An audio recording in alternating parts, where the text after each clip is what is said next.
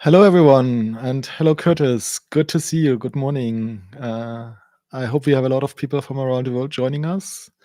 I'm super excited for this live stream because this is the first time that we present together, and especially on such an interesting topic as building agents today with super fresh and super new technologies. So why don't we start with a quick intro? Kurtis, do you want to go first? What you're doing at Google? Yeah, sure. First of all, thank you to Michael and Neo4j for having me. I'm super excited to be here. My name is Kurtis Van Gint. I'm a staff software engineer at Google, and I'm the one that came up with the idea for Toolbox, and it's my team that maintains it right now. So.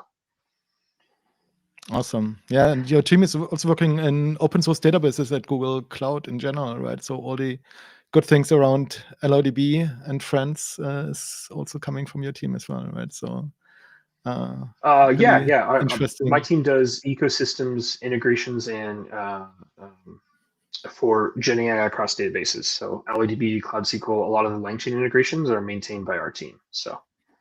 Yeah, awesome. And today we want to talk about the new tool that you just mentioned. So I'm Michael. I'm with Neo4j. I'm head of product innovation. Also doing GenAI for the last few years. And actually, Kurtis and I met at Google Next last year, right, in person for the first time. We chatted a little bit before. Yeah. And then at the GraphRAG gathering. And when Kurtis had this idea of making it easier to integrate databases as tools in agentic applications, then I was all ears coming from a database. And so we collaborated on this and super excited for today. So we thought if we can get Kurtis's screen on screen, that's mine. I think Kurtis has exactly. So I thought we talk today a little bit about like the background, like agents and agentic systems a little bit, and then go into why do you need a tool like a GenAI Toolbox, and then look a little bit at knowledge graphs and why are knowledge graphs really cool to combine with LLMs. Showcase or present the Neo4j integration into Toolbox, and then I'll hope that the demo gods are willing and my demo works and everything, like the probabilistic aspects work out. And then at the end, we might have some time for questions. So keep your questions to the end. And otherwise, I'll hand it over for Kurtis for the first half, and then I'll cover the second half of it. Thank you. Cool. Yeah. Thank you, Michael. So we wanted to start by talking a little bit about agentic architectures, and agents are kind of everywhere, but we wanted to give kind of like a basis so that maybe if you hadn't heard of agents or if you feel like you haven't had a good explanation of agents so far, that we'd give you a little primer. So I think that everyone's kind of aware of that agents are kind of becoming a thing. I've been working with them for a while. They were the one of the most interesting use cases for me over a year ago when I started looking into GenAI, kind of after ChatGPT became powerful or became popular. Agents to me are super cool. But you don't have to just take my word for it. Gartner released a statement last year that said by 2028, they expect 33% of enterprise applications to be using agentic AI. So agentic is definitely the future of generative AI, and it's one of the more interesting things because it really allows us to kind of introduce some actual intelligence into some of our applications. And so taking a step back, like what exactly is an agent and kind of why are they so popular? And agents are applications that use generative AI models to think and act towards goals. They can be used to automate complex enterprise workflows where maybe you have rules that aren't super clear or aren't really easy to define programmatically.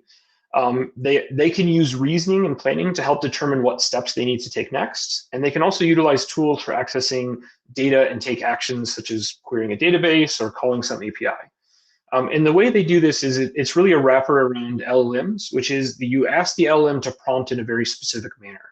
So you have it start by asking it, doing all the background context, including some instructions for what you want it to do. But as part of that instructions, you ask it to always respond back in thought, action, observation.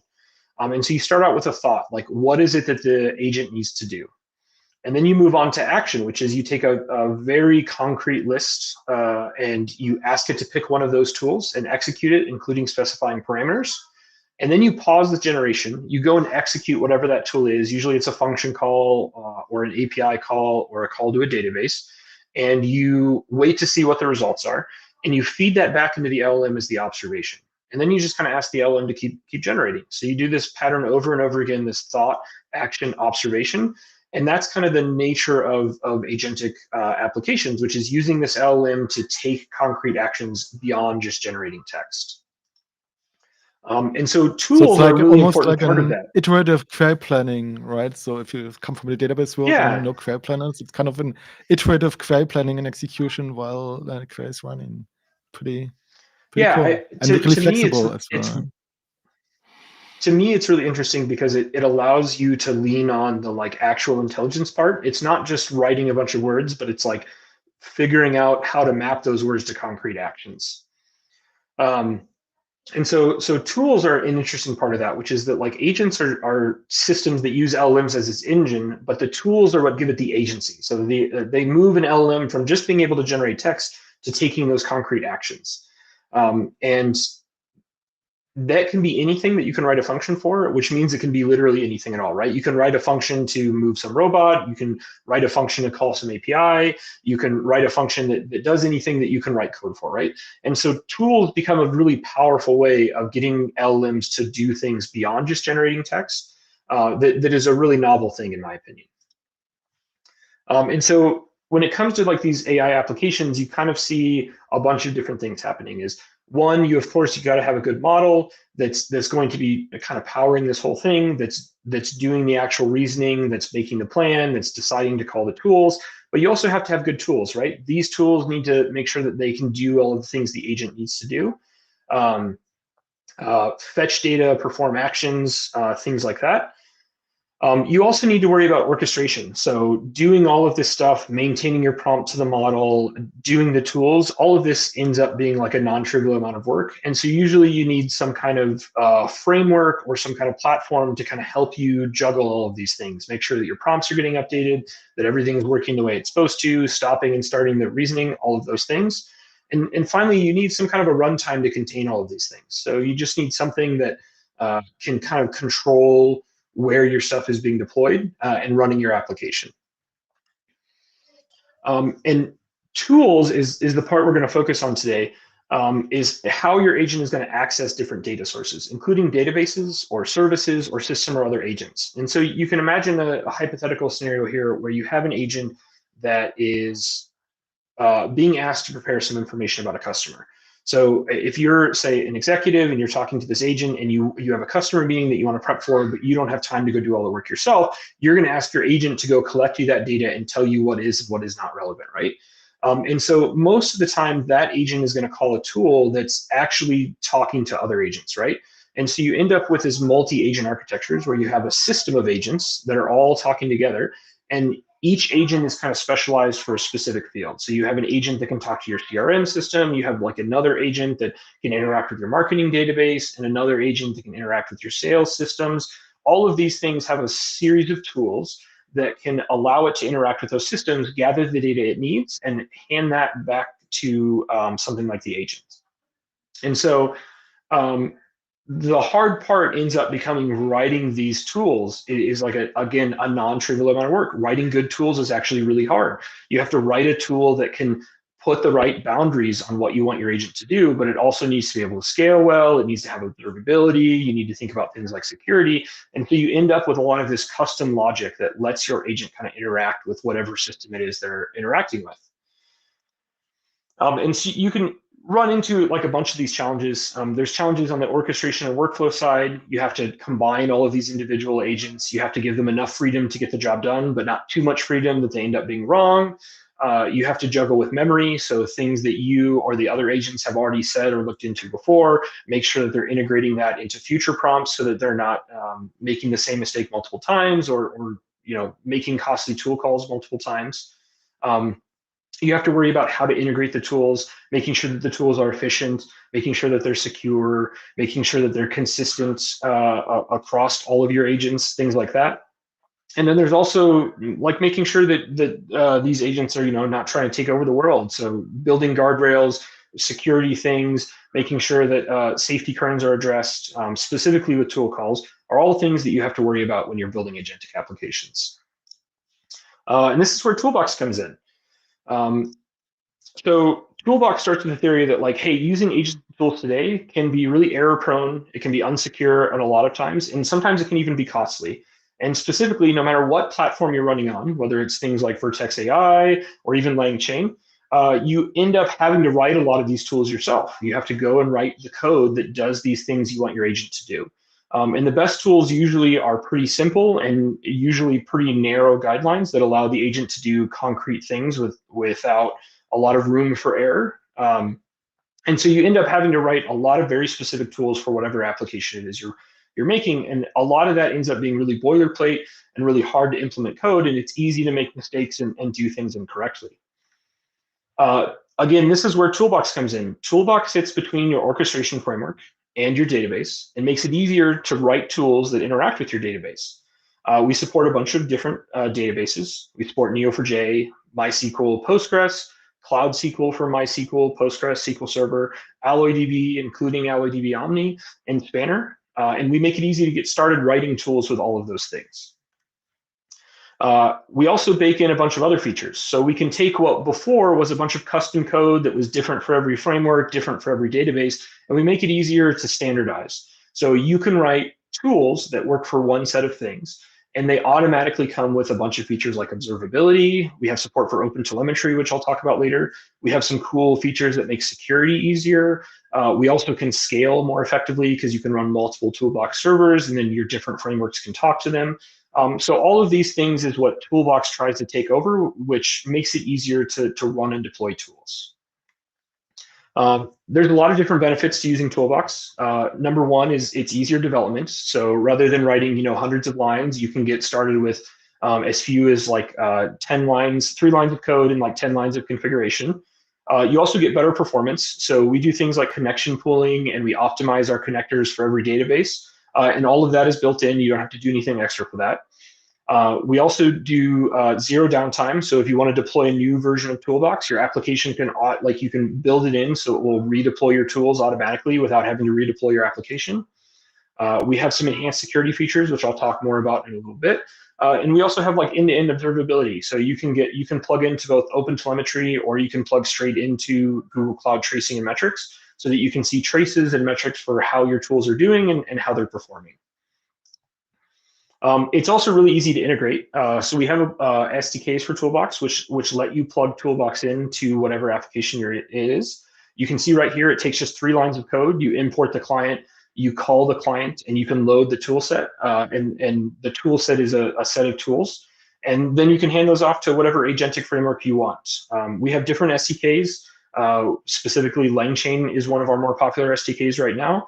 That you can just load these tools and don't have to write a line of Python outside of this if you don't want to. Just pass them to whatever agent is you're using, and that agent will be able to use these tools out of the box. So let's kind of dive into a little bit more on like how does Toolbox work? How is it that it's so magical that you can get everything running in kind of 3 lines of code? So step one, you have to define the tools. So right now we're using something called a tools.yaml file, which is a YAML configuration of the tools that you would like to see. You define that, you give it to your Toolbox server. And then step 2 is you go to whatever orchestration framework it is you're using, and you specify the URL and pass it the tools that Toolbox creates from the client, right? So what the client does is go to Toolbox, it reads what we call a manifest. So it gets a long list of essentially all the tools that it needs to create. And then whenever it invokes those tools, it actually calls an API point to Toolbox. So when the agent says, hey, I want to call this tool, it calls Toolbox, which does all the work of that tool. It accesses your database, adds the security features on top of it, and streamlines all of those things.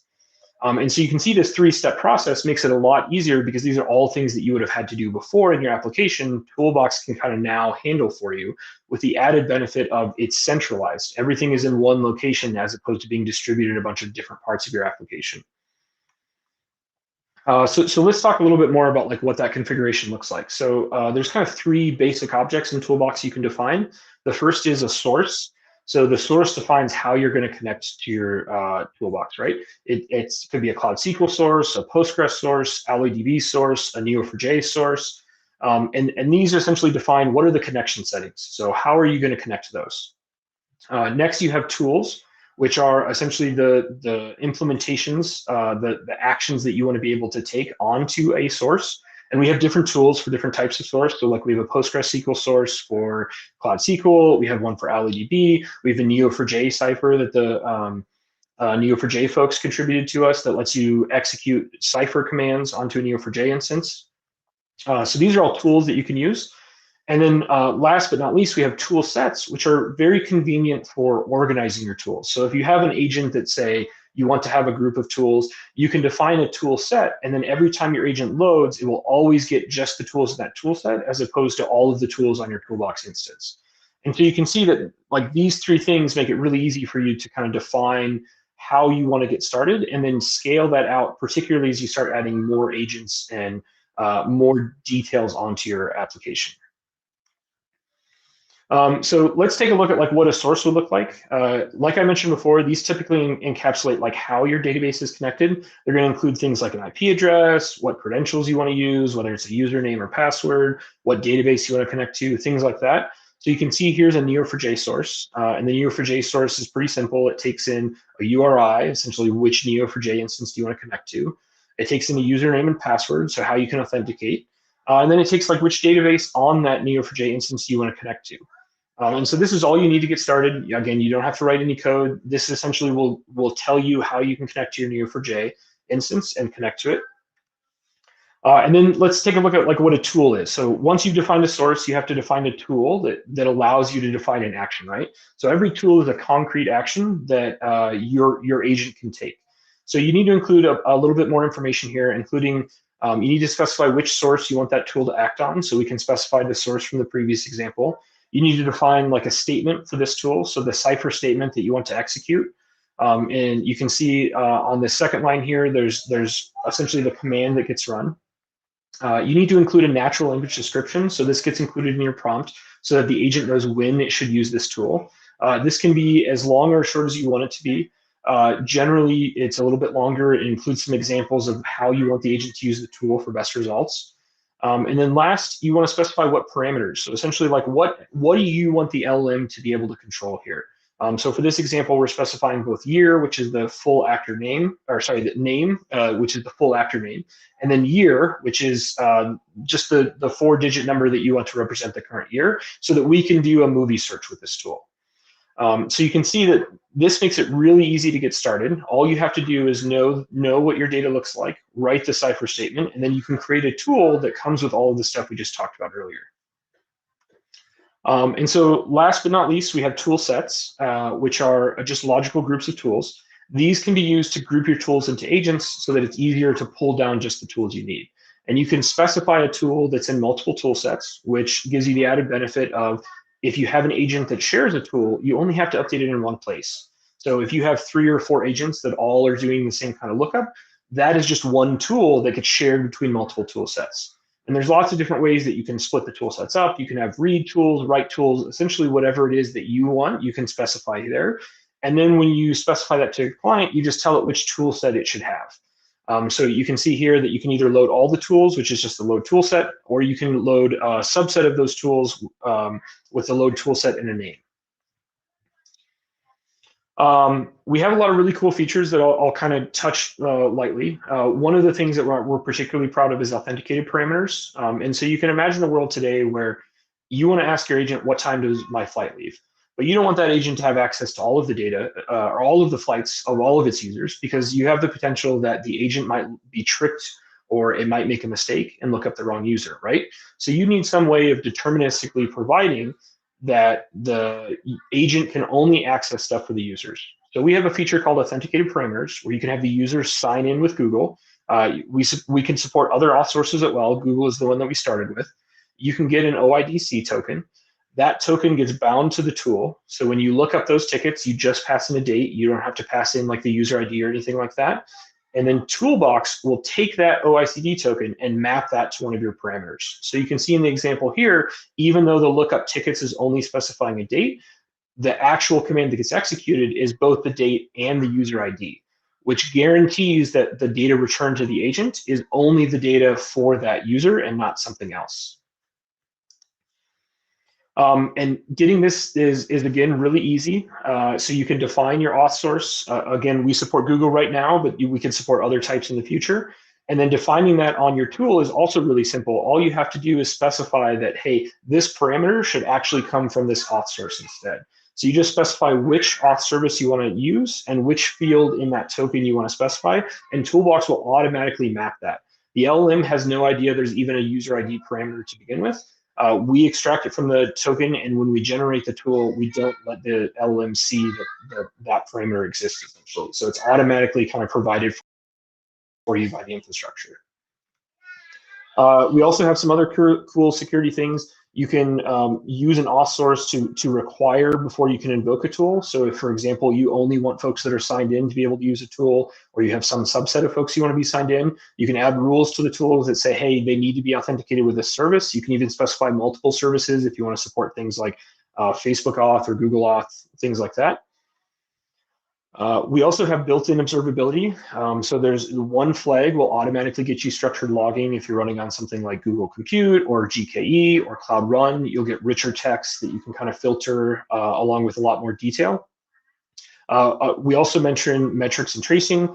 You can both export these directly to things like Google Cloud, or you can specify an open telemetry proxy, which can export them to things like Prometheus and stuff like that.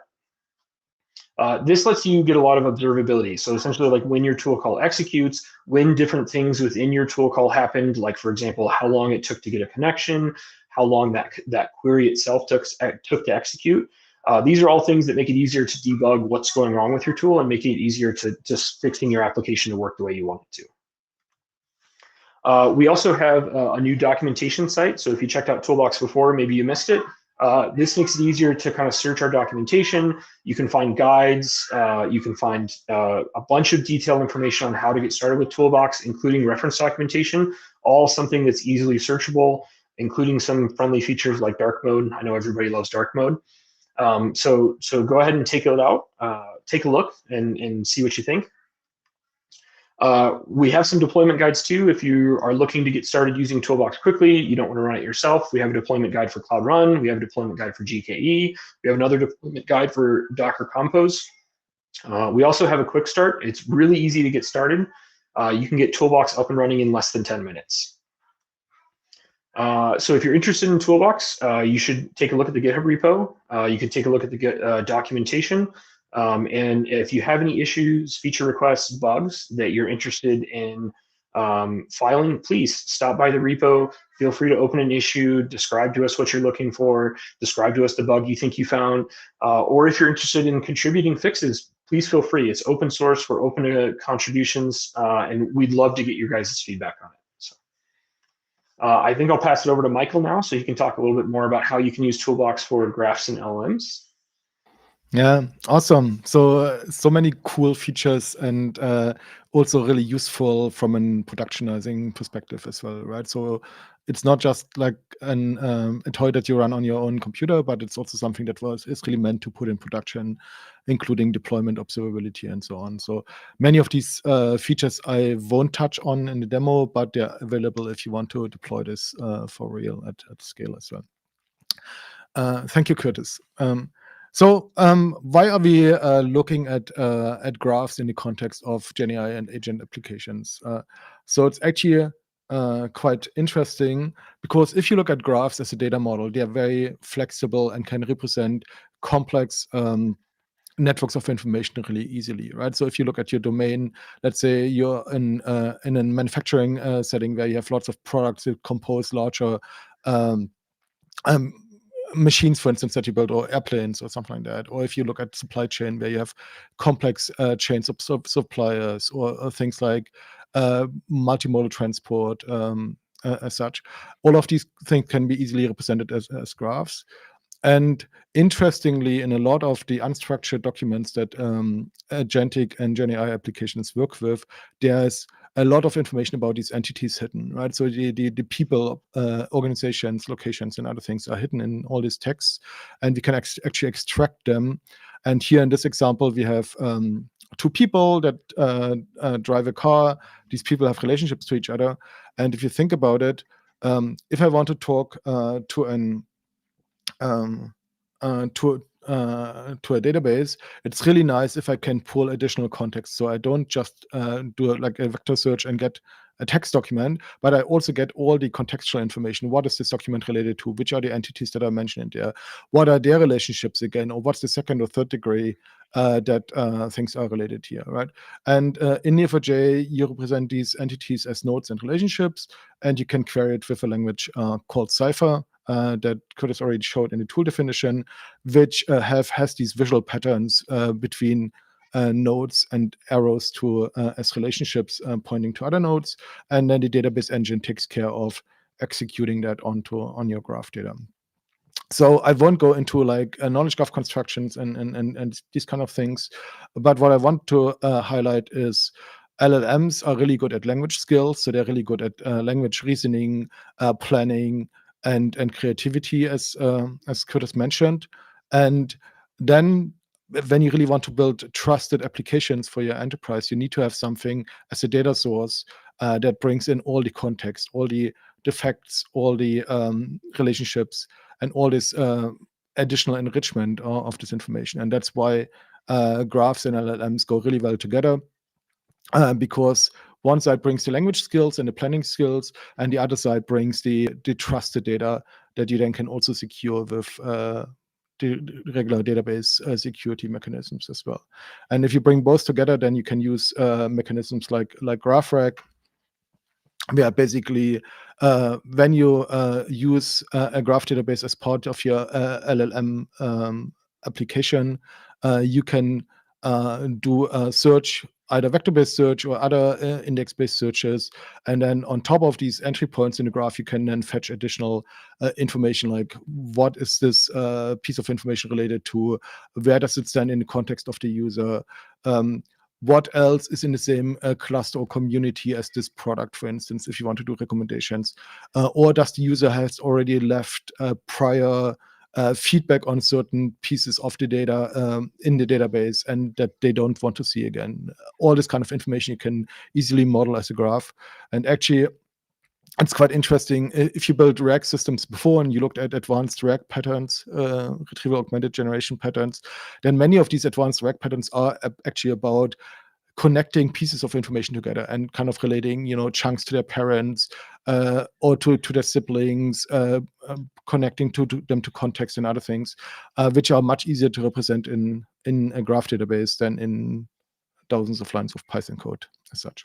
So graphs bring a lot to the picture. You get your relevant information, you get the relevant context, and you get also explainability, because whatever you pull from a graph database is basically not just text chunks as you would get from a pure vector search, but you can exactly pinpoint these were the entities and the relationships that were used to generate this answer.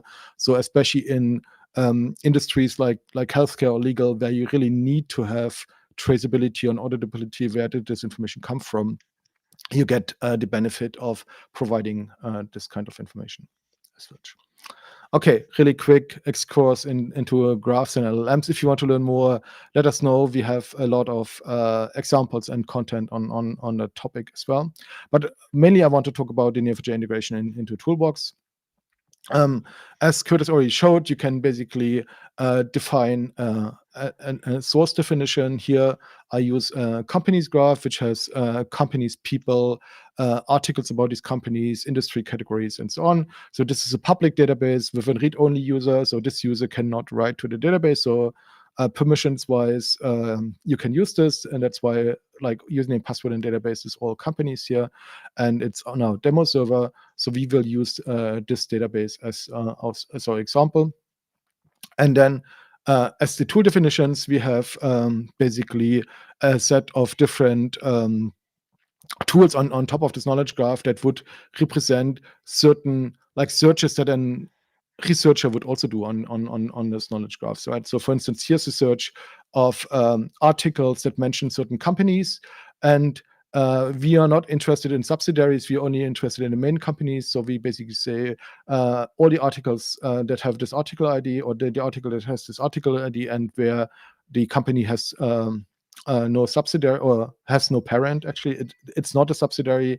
Return company ID and company summary from the query, and this is also what we put in the description and into the parameter definitions as such. And as Kurtis already mentioned, you can have lots of different kinds of tools. In our case, if you interact with a database, you can have generic tools that just do generic queries on the database, like find me an entity by a certain type of index, like vector search or other things, or give me the neighborhood of an entity or something like that, or give me shortest path between two entities. You can have query generation. So you might have heard that LLMs are actually quite good at generating database queries from user questions. And so if you provide database schema to an LLM and a user question, it's oftentimes, not always, but oftentimes able to generate a valid query from that. So for Neo4j, it's text to Cipher. There's also text to SQL for relational databases. And we also fine-tuned a set of LLMs with specific training data to get better at text-to-cipher generation, and that's especially good for tools that you want to use for structural questions. So if it's not so much content questions, like which products have these attributes or something like that, or what were they like, preferred ratings that customers left about these products. But if you want to know, for instance, how many parts are in this part group in my machine, or kind of which are the most critical supplies in my supply chain, then this is more like a structural question, and then you can use text to Cipher. And then if you want to go to agentic retrieval, that's then for the multi-agent systems that Kurtis pointed out. You basically have a bunch of tools, and each of these tools kind of covers one piece of the retrieval, and then the agent iteratively calls these tools, can do drill down sequences of executions and other things that answers basically more complex questions iteratively as such. So, and for our example, I thought we can do an investment research agent because we have this really nice companies database, and we can have an agent that works on that. So it's basically a network of companies and industries. You can use this, for instance, to identify opportunities. For instance, if a company is partnering with another company and you have an investment in one, perhaps it's good to invest in the other as well. Or if there's a competition relationship between companies, you can use that at your advantage. You can analyze news on companies. So, for instance, the database also contains news articles, which then also are chunked and vector indexed as well. And those articles have sentiment. So is this a positive article about a company, negative article about a company? And then also extracts already which companies are mentioned in these articles. And then also it has people that work in different roles at the companies, either as investors, as board members, as executives, and so on. So you can use this information as well. So we pulled this data from DivBot, and this is a very tiny piece of DivBot's multi-billion knowledge graph as such, but it's quite useful as a good example for that. So data looks like this in Neo4j. So as I said, you have articles, industries, organizations, people, some geography as well, chunks for the articles. And so the domain looks like this. In the center is the organization, which is the company, the people that work there, the industries that the organization is in, and then the articles that have chunks for vector search and also mention companies as well. And then the list of tools that we wanted to see is basically give me a list of industries, show me companies that are in a certain industry, show me the people that work at the company, show me companies that are mentioned in articles, and then I want to see, for instance, also articles in a certain time frame. So you can provide a time frame, and the LLM basically takes your information, turns this into a structured parameter. So for instance, if I say this parameter has this structure, the LLM can even take your natural language spelling of a date and turns this into whatever you want to have as a parameter format, and then also article details that you can use for summarization, for instance. And so questions that we can ask is, for instance, what are industries like this? Which companies are in this industry? We can do post filtering on that. We can look at articles in time frames with sentiment and summarization, and working with people there. And so you can basically have a conversation with the agent that basically uses the database as an information source, but then has all these tools available to create database. So, and with that, let's switch over to the demo. I hope everything works. So first of all, as Kurtis mentioned, GenAI Toolbox is an open source project. You can find it on GitHub. You also saw the link in the chat, and there's also a link here to the docs as well. And you can look at quick start, how to deploy, database integrations, and all the other things that are necessary to get it up and running. And as my database, really quickly, I just want to show you what we had in the screenshot. Here's our database with 240,000 nodes, 400,000 relationships. And here, for instance, I can run a query, a Cepher query that fetches articles that are connected to organizations where people work at these articles. So what is happening here? Just, yeah, this. So shouldn't have taken that long. Usually it's much faster. So, and what I did on my machine here, I did actually two things. First of all, I downloaded Toolbox. So I basically have actually I can show you from the Toolbox releases page. So there's also explanation in the quick start and also in the README as well. So there are regular Toolbox releases, and you can basically grab the right Toolbox release for your operating system. It's a binary. Toolbox is written in Go, and so you can fetch the binary for your operating system. And I have the previous release, but I can easily also get the this one as well. So I basically just say curl Toolbox. I download it's 50 megs or something like that. It downloads Toolbox here, and then I can basically make it executable. Toolbox, and then I can test it out and say Toolbox minus H, and it gives me help here, and Toolbox minus version should show me the version. So it's version 0.20. And then I can actually start using it, right? So I can define my tools. So basically what you've seen in the slides before, I start with defining my source. And my source is my company graph with the connection credentials that you saw with the read-only user here. And then I start defining one tool after the other. So I have tools entry here in the YAML file, and then say my tool is industries. This is my type of tool, because I can, of course, have multiple tools in here for different types of databases. That's the source that we want to use, because you can have as many sources as you want. And then we have a statement here, and it can be as much, again, as complex as you want. And this is a really simple one. It just lists a list of industry names. Doesn't take any parameters, doesn't have any return details. And so I basically defined all the tools in my list, one after the other. Some of them have then more description and more parameters here as well. And so that's how I basically implemented all of this, right? So I can also search for companies with full text search, for instance. I have articles in certain months where I take the date parameter and add 1 month duration to it. And here I actually spell out, I will expect this parameter in this format. And so I define all my tools, and then I can basically start Toolbox with this YAML file, --tools file, tools.yaml, and then in Toolbox runs, it passes the YAML file, connects to the source, and then initializes the tools.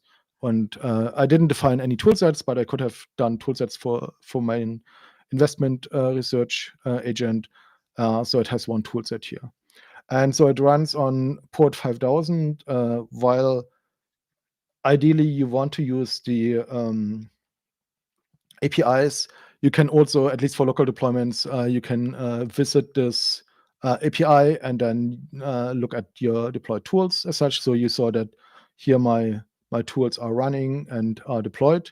You see that it doesn't expose the queries and also no other security details. So it basically just has the information that is available here as descriptions, both for the for each tool and for the parameters as well. And then you can start using it, right? So then in our case, I picked LangGraph. So I have one tool here that is basically just basically following the quick start guide, which picks a Gemini model, and then as Kurtis showed, Toolbox connection to my localhost 5000, where Toolbox is running. I load the tool set, and then I create a React agent with this set of tools that I just loaded, have a memory, agent memory here, and then start iterating over these questions. But then I thought, actually, it would be quite nice to have this running as a Streamlit app. So I spent some time putting or copying together a Streamlit app. And it seems that LangGraph support in Streamlit is not really ideal. So I found someone who built actually an Streamlit callback based implementation for integrating LangGraph. And so I used basically the infrastructure that someone provided, and then basically added again my Toolbox client, loading the toolset, and then creating the React agent on this, and then combining it with an chatbox input, and also have Google API key, so you can use, of course, Gemini both with Google Vertex AI and also with AI Studio with just an API key as well. Right. So, and if we then get it up and running, I can basically here start my Streamlit app as such. And I see my things. I have to add my, 1 second, my Google API key here. This is not the Google API key. This it is. And then I can start asking questions. And so, for instance, one question that I want to ask is, what industries deal with neurological implants? And you see it says thinking there, so it's not generating the answer directly from the LLM, but it does actually the database query. And you see here, because my tool didn't have any limits, I could have put in a limit into the tool, but I actually wanted to have the LLM have to do the post filtering, so it gets basically all the results for all industries back. But then because I provided this filter here, the LLM actually does a post filtering for this here as such, right? And then I can say, for instance, here, show me some companies in the medical organizations category. So, and then again, it figures out which tool to pick to get this, gets a number of companies back, and then shows me a number of those companies as such. So, for instance,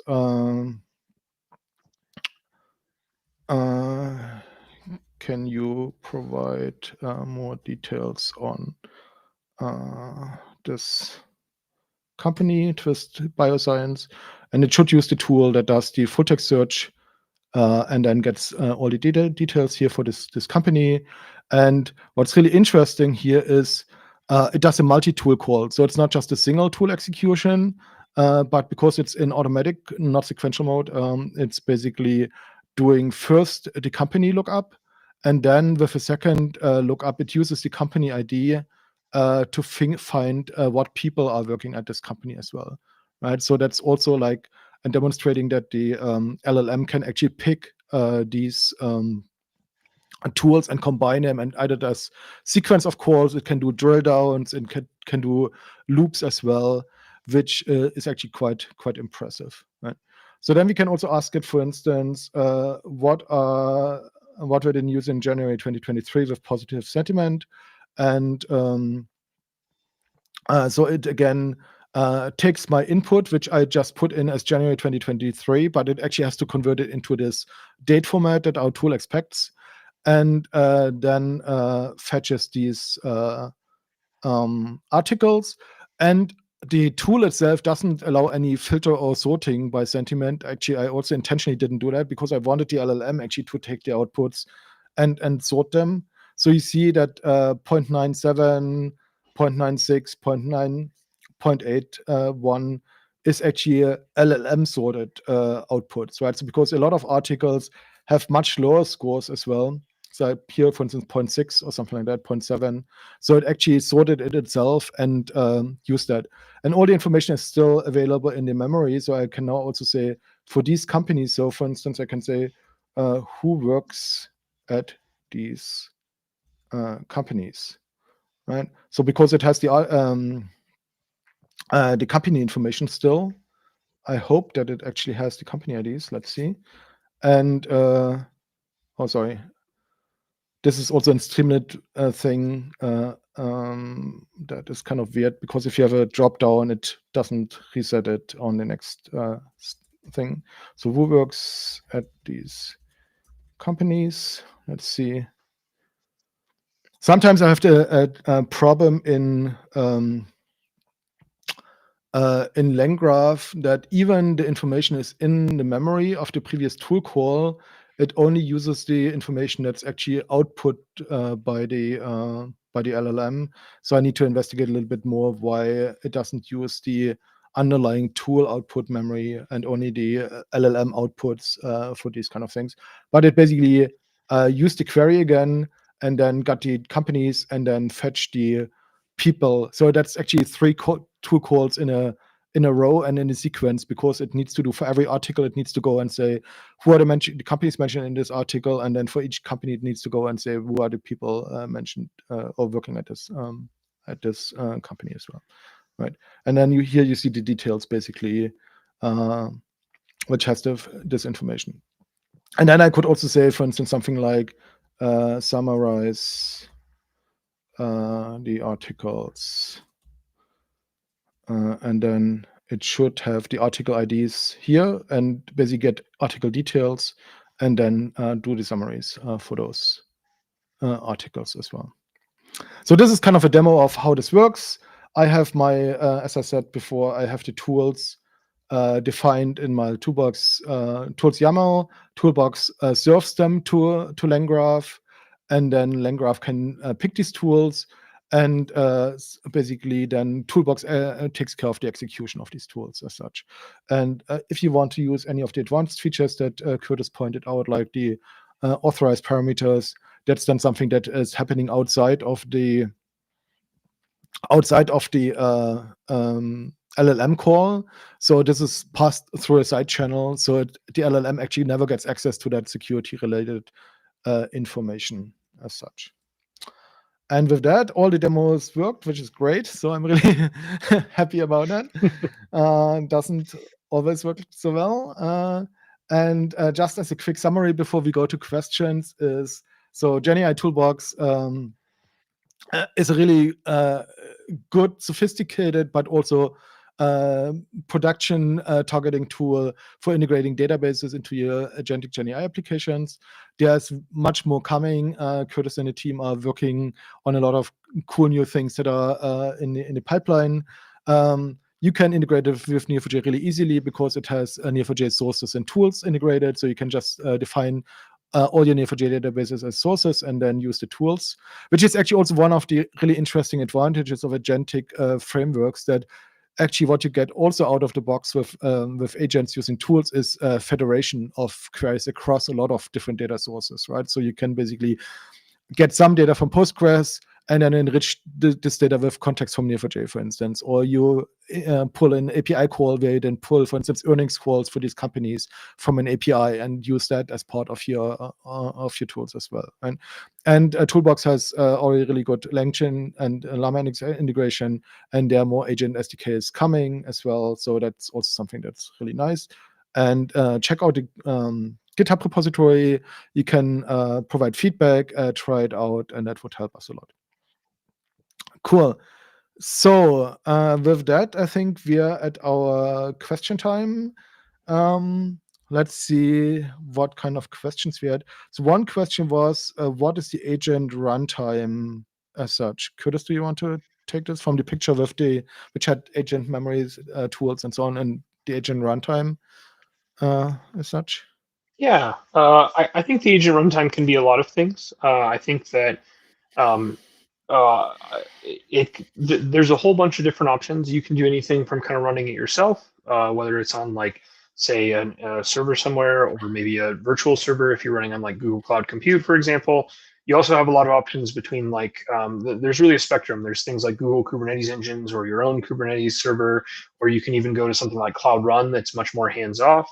And then we have other things like Agent Engine recently went GA, which is a cool way to take a LangChain app and kind of deploy it on there. I think Michael's worked with it quite a bit. Yep. And so it really depends on that runtime can be one of a bunch of different things. And it's really up to kind of you to pick which one makes the most sense and go from there. So cool. Thank you. Next question is an interesting one. How would you do this in the European Union, especially in the healthcare domain? I think that is actually one of the benefits, right? So because you can both deploy your agent runtime in an EU location, as well as all your databases don't have to leave your own, basically your own premises, right? So wherever you host your data today, you can run Toolbox either locally or in your cloud environment to access your databases, and you never need to leave the European Union as such, which is really a nice benefit from that. Next question is also really interesting. Can we dynamically generate a query using metadata to execute it on a database? So I mentioned text to cipher, but good question. Perhaps you have something to share or ideas on how this could work with Toolbox as a dynamic tool. Yeah, so right now Toolbox only supports structured queries, which means it's a query that you've written ahead of time and given parameters to. We find that a lot of times when you're reaching for a natural language to SQL or natural language to cipher solution, it really can lower the accuracy. Like it takes a lot of work to get a good natural language to SQL or natural language to cipher, particularly to make sure that it's not on the that it doesn't go overboard, because you can have a lot of mistakes from it can just write a wrong query and it may be syntactically correct but just give you no results and it's not super clear. So we find that a lot of folks struggle with quality, and so it wasn't the first thing we added. It is something that we're working on. We have a lot of cool natural language things, particularly in some databases like AlloDB, that lets you do more NL to SQL that's kind of baked into the database and has higher accuracy. We're working on exposing some of those things in Toolbox, so I would follow along with the repo. You should see something soon. Okay, stay tuned, I would say, right? So, but that's definitely also an interesting area for us. As I mentioned, text to cipher can take care of some of the more structural aspects as such that are, not predetermined. And from that perspective, it would be also a good fallback tool at the end, right? So when no of the other tools works, then you can at least do the, dynamic query generation. So next question from Harsha is this all on GitHub? Yes. So Toolbox is all on GitHub. Kurtis and I wrote an article about this, which we can also paste into the chat as well, where there are also GitHub links to the example and the code as well, so you can try it yourself. And there are more demos and more code coming. And another question was on the drill down, how the drill down works. So if you think about my question on like articles with sentiment, right? So those articles return basically article IDs, article title, sentiment as such. And now the LLM can take these article IDs and call another tool with the article ID. That's kind of a drill down, right? So in the article then gives you a little bit more information, like for instance, which companies have been mentioned. And then in the next step of drill down, you could then take these company IDs that across all these articles came together. So the LLM can actually detube across multiple tool calls as well. Or you can also do tools that have array parameters as well. So you can actually pass in a list of article IDs as a list. And then in this next drill down, it would then use these company IDs to get more information for each company, for instance, as well, right? So that's kind of how a 2 or 3 level drill down can look like, which is actually pretty cool because it's like Lego blocks where it can basically put together these tools like Lego blocks, but they might not be 100% fitting, so the LLM can provide a glue code in between as such into combining the tools as well, which is really nice. Cool. Next question is the search iterative? Does the depth increase, so let's say relationships in the graph until a valid answer is returned? Yes, that's kind of what I just described. The LLM will continue until it has a sufficient answer or until it runs out of potential data sources or information what it can do. So it actually can do something that databases don't do usually as such, right? So in graph databases, it's easier to do variable length queries, but usually you have to have a common table expression or something like that for recursive queries. But here in our case, the LLM is kind of the query planner and can do recursive queries from that perspective, even with early stop conditions as well. One other question for Kurtis is, how is the integration of Toolbox with LangGraph? There is actually... So go ahead, Kurtis, please. So we plug in with LangChain. We have a Toolbox LangChain SDK you can install. It's also on GitHub, also on PyPy.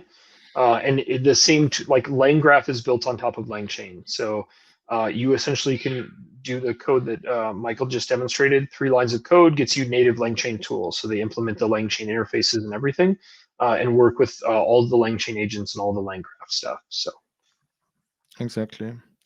So, and the other question was more like a Neo4j question, which is about mapping websites or textbooks. You can, of course, turn websites which have links already naturally, and the pages become nodes, and the links become relationships between pages, or a book can become like the entities, the people, or locations, or other things that are popping out in the book into a graph, and then you can traverse them, and then depending on what tools you give the agent system, then it can traverse that knowledge graph in any way you want, right? Depending on what do you want to ask, from where do you want to start asking. There's not just one entry point, but you can have a lot of different entry points into that, and then traverses as part of your conversation, actually. That's, I think, also the really nice thing that we didn't used to have in data engineering so much, that you could actually have a flow of almost like a research conversation in some way, right, Kurtis, where you as a data engineer or data analyst can actually have a conversation about data interspersed with also, generation of charts and Python code and other things for analytics. But it's not like, okay, I run one query, okay, then I run the next query, and then I run the next query myself. And it's very manual and tedious, but it's more like you would do as a researcher, basically exploring an area with a colleague or something like that, where you basically pass pieces of information back and forth between the two. Yeah, it's actually a good closing, I would say. I think go ahead. There's really 2 interesting things that agents kind of introduce. I think the first is like what you mentioned, when you're interacting with an agent, it's not or generally there's different UIs, but generally it's more of a conversation. So there's some like imprecision there, which is you can ask open-ended questions and get kind of open-ended answers, right? Which I think is really cool. And then I think the second thing is the fact that the agent can do the hard work for you, right? It can look it up and summarize kind of what you need to know, because it can be really hard to read, 100 rows out of a database just as is. But the agent can kind of summarize it, make it look nice, highlight the things that it thinks are the most important, which is just a really novel thing, that there's some level of intelligence kind of baked into the thing when you're interacting with it. And I find that super cool. So yeah. And then you can even go one step further and have the agent or the LLM have a tool that generates Python code to visualize the data or to drill down into the data as well, or do data analytics on the information that it has in its conversational memory as well, right? And so there's a lot of I think we're all scratching the surface only, and I think there's so much more possible, and stay tuned. One thing that I wanted to mention is Kurtis is also talking about Toolbox and agents at Google Next.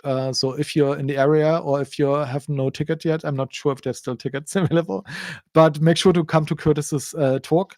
And otherwise, we have more live streams coming up on Neo4j in lots of different use cases. Cypher Workbench is one of them, and lots of different, GraphRAG, graph visualizations, everything that you kind of are interested in. And of course, we have a long history of really cool live streams as well. So if you want to learn more, there's more to that. And Alex and I will be back for live stream on discovering ORDB. And perhaps we do BigQuery import. Let's see if that is released by then, and we can show how to import data from BigQuery into Neo4j. And with that, I'll leave you, and with big thanks to Kurtis, both for, imagining Toolbox, building Toolbox, being so open for collaboration, but also for spending your time with us today and giving this really great overview and introduction to agents and Toolbox as well. Thank you so much, everyone. Thanks for having me.